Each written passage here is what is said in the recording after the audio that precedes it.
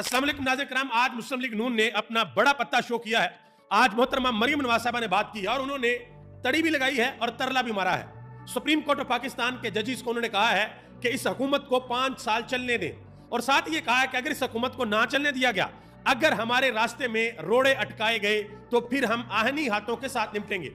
और नाम लिए बगैर आज उन्होंने सनम जवेद की बात भी की और सनम जवेद ने आज मरियम नवाज को जवाब भी दिया है। उनकी वीडियो इस वक्त सोशल मीडिया के ऊपर हर जगह पे वायरल है। वो उन्होंने क्या जवाब दिया है वो मैं आपके सामने रखने के लिए जा रहा हूं। पहले मैं आपको यह बता दूं कि मोहतरमा मरियम नवाज साहबा ने आज क्या क्या बातें की हैं, जजिस से रिक्वेस्ट की क्या की है और जजिस को तड़ी क्या लगाई है, और जो एक्चुअल मसला है वो उन्होंने बिल्कुल सामने से उस तरीके से बात नहीं की। वो भी मैं आपको बताता हूं कि लाहौर हाई कोर्ट के अंदर क्या गेम पड़ी है। ये सारी तफसीलात आपके सामने रखने के लिए जा रहा हूं। उससे कबल आपसे मौतबाना गुजारिश है कि वीडियो को लाइक भी जरूर कर दिया करें और अपने दोस्तों के साथ शेयर भी किया करें और चैनल को सब्सक्राइब भी किया करें, क्योंकि आपको पता है कि वीडियो की रीच को रोका जाता है। तो अगर आप ये हौसला अफजाई करेंगे, हमारी वीडियो को लाइक करेंगे और शेयर करेंगे, तो फिर कोई मसला नहीं होगा। जब आपका साथ हमारे साथ होगा तो फिर इंशाल्लाह कोई मसला नहीं होगा। तो सबसे पहले नंबर पे मरियम नवाज ने आज जो अर्जी डाली है सुप्रीम कोर्ट के आगे, वो क्या डाली है? उन्होंने कहा कि सुप्रीम कोर्ट को अर्ज करना चाहती हूं कि चलने दो मुल्क को। उन्होंने कहा कि हमारी हुकूमत जो है वो 5 साल पूरे करेगी, यानी कि अभी तो आपको 4-5 महीने भी नहीं हुए और साथ ही ये कहना शुरू कर दिया कि हम 5 साल पूरे करेंगे। सुप्रीम कोर्ट तो कहीं भी आपको ये नहीं कह रही कि हम आपकी हुकूमत खत्म करने के लिए जा रहे हैं। सुप्रीम कोर्ट तो कहीं भी ये नहीं कह रही कि हमें शहबाज शरीफ साहब वजीर आज़म कबूल नहीं है। सुप्रीम कोर्ट तो सिर्फ इतना कह रही है कि मखसूस नशिस्तें आपका हक नहीं बनती। आपका हक सिर्फ उतना है जितने आपको वोट मिले हैं, बाकी नशिस्तें आपका हक नहीं है, वो उन लोगों का हक है जिनको वोट मिले हैं। तो मखसूस नशिस्तें उधर जाएंगी। दूसरे नंबर पे जो सबसे बड़ी परेशानी है वो मैं आपको बता देता हूं। वो परेशानी ये है कि सिकंदर सुल्तान राजा और लाहौर हाईकोर्ट के जो चीफ जस्टिस हैं आलिया नीलम साहबा, इनकी एक बड़ी अहम मुलाकात हुई थी कल, जो दिन गुजर गया। वो मुलाकात इस चीज के ऊपर थी कि चीफ इलेक्शन कमिश्नर साहब ये कह रहे थे कि ट्रिब्यूनल के जो जजेस हैं उनको तब्दील करना है, और आलिया नीलम साहबा ने इनकार कर दिया है कि हम जजेस को तब्दील नहीं कर सकते। वही 8 के 8 जजेस जिनको मलक शहजाद साहब ने लगाया था वही काम करेंगे, इलेक्शन ट्रिब्यूनल के केसेस वही सुनेंगे, वही आपको कहेंगे कि लाओ फॉर्म 45 और बताओ, साबित करो कि आप अपना हल्का जीत कर आए हो, वही ये काम करेंगे। अब मुस्लिम लीग नून की परेशानी क्या है? जैसे ही इनके सामने फॉर्म 45 का नाम लिया जाता है ये परेशान हो जाते हैं। हालांकि परेशान होने की जरूरत ही नहीं है। जब आप जीते हुए हैं, जब आपको यह लगता है कि आपने किसी का हक नहीं मारा, जब आपको यह लगता है कि आपने 1 को 9 नहीं बनाया, जब आपको यह लगता है कि आपने 0 को 8 नहीं बनाया, जब आपको यह लगता है कि आपने किसी के वोटों को कम नहीं किया या अपने वोटों को ज्यादा ही नहीं किया, तो फिर डर किस बात का भाई? डरना तो बनता ही नहीं है। आप वो फॉर्म 45 ला के सामने रखें, ये हमारे फॉर्म 45, हम जीते हुए हैं, कोई मसला नहीं है। जब आप इस तरीके से करते हैं ना, जब ख्वाजा आसफ साहब कहते हैं कि ये सरगोशियां हो रही हैं, अक्टूबर नवंबर के बाद इलेक्शन भी कलदम, भाई कैसे हो जाएगा कलदम इलेक्शन?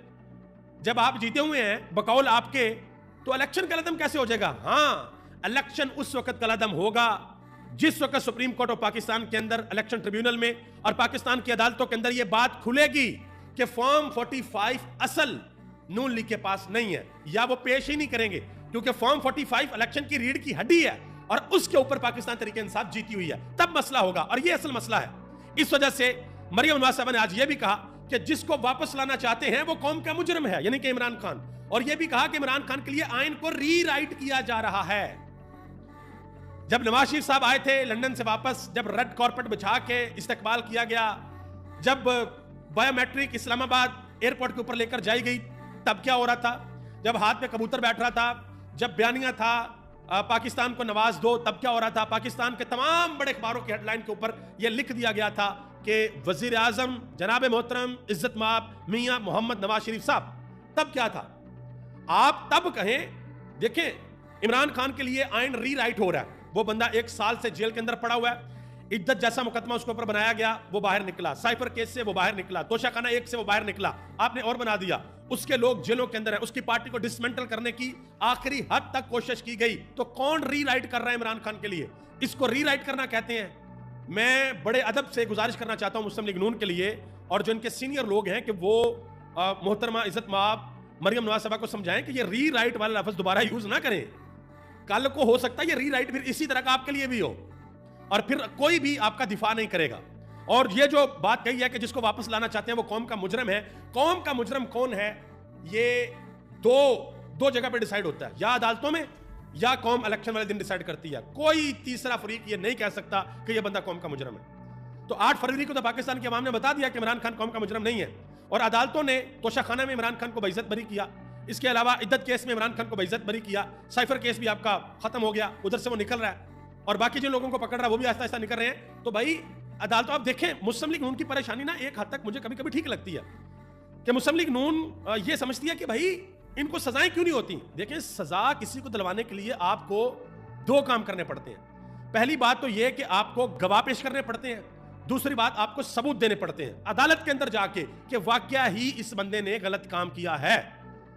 اور یہاں پر ہم چلے سنم جاوید. سنم جاوید نے جو جواب دیا وہ بھی میں آپ کے سامنے رکھنے لگا ہوں. سنم جاوید کی ایگزامپل ہم لے لیتے ہیں. سنم جاوید نے چلیں جی محترمہ مریم نواز صاحبہ نے آج جو بات کی ہے، میں دیکھتا ہوں کہ اگر انہوں نے ایگزیکٹلی جو ان کے الفاظ ہیں تو میں آپ کے سامنے رکھ دیتا ہوں. انہوں نے ویسے کہا آج کہ یہ کہا جا رہا ہے کہ جی خواتین جیل کے اندر ہے، تو ان خواتینوں نے پاکستان کے اداروں کو پتہ نہیں کیا کیا کیا، گئے انہوں نے گراؤ جلاؤ کیا، آگ لگائی، فلاں فلاں فلاں. جو ٹھیک ہے کیا، اوکے، ان سب کو سزا ملنی چاہیے، لیکن سزا دیں گے کیسے؟ سنم جاوید کے اوپر آپ نے لاہور کے اندر مقدمات بنائے، گجرانوالہ میں بنائے، سرگودا کے اندر بنائے، اسلام آباد کی پولیس اس کو لے کر گئی، پھر بلوچستان لے کر جانے کا ارادہ تھا. تو عدالتوں میں کیسے ثابت کریں گے کہ ایک وقت میں سنم جاوید سپرمین سے بھی زیادہ طاقت تھی اس کے پاس کہ وہ ہر جگہ پہ اڑ کر پہنچ گئی. لاہور میں وہ 3 جگہوں پہ موجود تھی، وہ جناح ہاؤس کے باہر بھی تھی، وہ لبرٹی میں بھی تھی، وہ تھانہ شادمان کے باہر بھی تھی. تو یہ تو پھر پولیس کی غلطی ہے. آپ پولیس سے پوچھیں کہ پولیس کیا کر رہی ہے، وہ کس طرح کے چلان عدالت میں سبمٹ کر رہی ہے. سب سے بڑا مسئلہ یہ ہے، ان سے پوچھیں کہ وہ کیا کر رہے ہیں. اچھا، سنم جاوید نے جو جواب دیا وہ ذرا سن لیں. سنم جاوید نے آج کہا ہے کہ مریم نواز نے میرا نام لیے بغیر بات کی ہے. انہوں نے کہا کہ یہ وہ محترمہ ہیں جو ججوں اور جرنیلوں کا نام لے کر ان کے اوپر تنقید کیا کرتی تھی. اگر مریم نواز کی ہمت ہے تو میرا نام لے کر بات کریں، پھر میں دیکھتی ہوں کہ میں کیسا جواب دیتی ہوں. انہوں نے کہا کہ میں ایسے مناسب الفاظ استعمال کروں گی کہ آپ کو لگ پتا جائے گا. انہوں نے کہا کہ جج صاحب نے مجھے بات کرنے سے روکا نہیں ہے، ویسے جج صاحب نے یہ کہا کہ نام مناسب زبان استعمال نہیں کرنی. پھر سنم جاوید نے کہا کہ میں پھر بتاؤں گی، میرا نام لو، میں پھر بتاؤں گی کہ آپ جیل میں کیسے رہ کر آئیں گے اور ہم جیل کے اندر کیسے رہ کر آئیں گے. آپ نے کیا جوڑا ہے، آپ کیسے جھکی ہیں، کیا کمپرومائز کیا، ہم بتائیں گی. یہ سنم جاوید نے آج بات کی ہے. اب اللہ نہ کرے کہ اس کے بعد کوئی اور سختی ان کے اوپر آ جائے. اچھا، ایک اور چیز جو سب سے امپورٹنٹ ہے وہ میں آپ کے سامنے رکھنے لگا ہوں. پاکستان تحریک انصاف نے اس کے اوپر آفیشیلی جو ان کا ٹویٹر ہینڈل ہے، انہوں نے 2 ٹویٹ کیے ہیں اس کے اوپر. پہلا ٹویٹ آپ کے سامنے ہے. انہوں نے کہا کہ مخصوص نشستوں کے فیصلے پر پروپیگنڈا کرنے والی ڈیش اور ڈیش مریم نواز قانون کی الف بے سے بھی نہ آشنا ہے. جو 2 لفظ میں نے ڈیش ڈیش نہیں پڑھے وہ میں کسی کے لیے بھی نہیں پڑھتا، ٹھیک ہے؟ تو آپ یہ نہ سمجھیے گا کہ میں صرف مریم نواز کے لیے نہیں پڑھ رہا. اچھا، آگے انہوں نے لکھا کہ اس نے سپریم کورٹ کو بھی جاتی عمرہ سمجھ لیا اور سپریم کورٹ کے ججز کو جسٹس قیوم اور جسٹس رمدے سمجھ لیا ہے. وہ وقت گیا جب فارم 47 سے مسلط ہو کر اپنی کارکردگی پر پردہ ڈالنے کے لیے عدلیہ کو ڈیش بک کر اپنی سیاسی ڈیش کی تدفین کے لیے عدلیہ کا کندھا استعمال کیا جائے. آج قوم باشعور ہے اور ہر چیز سمجھتی ہے اور دیکھ رہی ہے کہ کیا ہو رہا ہے. کافی سخت ٹویٹ تھا یہ پاکستان تحریک انصاف کی طرف سے، پر انہوں نے ٹویٹ کیا. مزید انہوں نے ایک اور ٹویٹ کیا. انہوں نے کہا کہ فارم 47 کی حکومت کے مطابق مخصوص نشستوں کے کیس میں آئین کی تشریح ایسے ہونی چاہیے. جو مریم نواز صاحبہ کہہ رہی ہیں کہ آئین کی تشریح ایسے ہونی چاہیے کہ 173 کو 973 بنا دو، 140 کو 240 بنا دو. اس کے بعد یہ آپ دیکھ سکتے ہیں 1 کو 7 بنایا ہوا ہے، 0 کو 8 بنایا ہوا ہے، 4 کو 2 بنایا ہوا ہے. یعنی کہ عجیب و غریب قسم کے معاملات فارم 47 کے ہمارے سامنے آئے تھے، آپ کو پتہ ہے.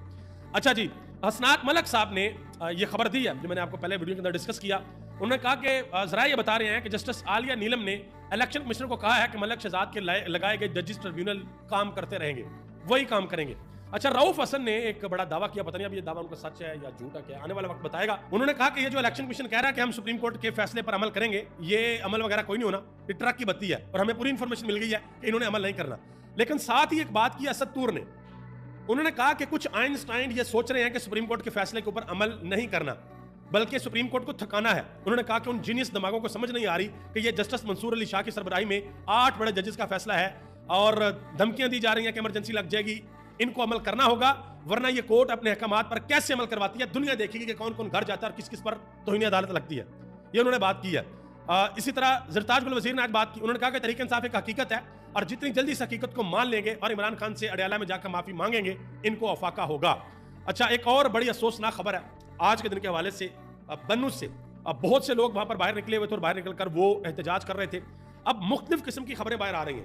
جو عمر ایوب خان اپوزیشن لیڈر ہیں، انہوں نے کہا کہ وہاں پر جو بھی ہوا اس کے لیے ہم جوڈیشل انکوائری کا مطالبہ کرتے ہیں کہ جوڈیشل انکوائری اس کی کروائی جائے اور جو بھی اس کے ذمہ داران ہیں ان کو کیفرے کردار تک پہنچایا جائے. سوشل میڈیا پہ ابھی تک جو خبریں چل رہی ہیں ان کو اگر دیکھا جائے تو یہ تصویر بنتی ہے کہ جی سیکورٹی فورسز اور عوام یہ آمنے سامنے آئی ہیں اور اس کے بعد یہ سارے معاملات بنے ہیں. بہرحال کے پی کے کی حکومت کی سب سے بڑی ذمہ داری ہے کہ وہ اس مسئلے کو دیکھیں, ورنہ کے پی کے کی حکومت کا اتنا بڑا نقصان ہوگا کہ یہ سوچ بھی نہیں سکتے. علی امین گنڈا پور کو باہر نکلنا پڑے گا, نکل کر اپنی عوام کے ساتھ کھڑا ہونا پڑے گا. بہت سے لوگ یہ کہہ رہے ہیں کہ بھائی ملک کو حقیقی آزادی جو دلانی ہے وہ تو بعد میں دلانا, پہلے کے پی کے کی عوام کو تو حقیقی آزادی دلاؤ, تو ادھر جو ہے وہ دیکھنا پڑے گا. فیصل واڈا صاحب نے نیا دعویٰ کر دیا جی. پہلے انہوں نے دعویٰ کیا تھا کہ اگر مخصوص نشستیں مل بھی گئیں تو فارورڈ بلاک بن جائے گا, پی ٹی اے مینج ہو جائے گی. آج انہوں نے کہا کہ تحریک انصاف میں فارورڈ بلاک کی ضرورت نہیں, بلکہ بیک اینڈ پر بہت سی چیزیں مینج ہو گئی ہیں. اب کیا کیا چیزیں مینج ہوئی ہیں, کس نے کی ہیں, کہاں سے کی ہیں, آنے والے دنوں میں مزید پتہ چلے گا. آپ سب کا بہت بہت شکریہ. پاکستان زندہ باد, پاکستان کی عوام اور پاکستان کے ادارے.